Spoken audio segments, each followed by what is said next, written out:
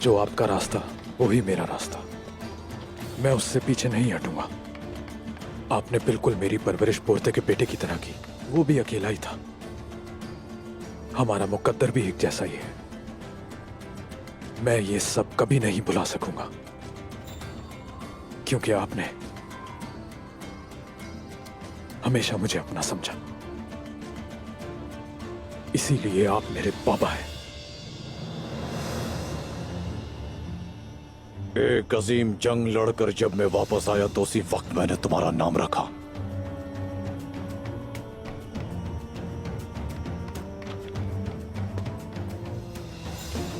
तुम एक सहमे हुए कमजोर से बच्चे थे। तुम कुछ भी नहीं थे।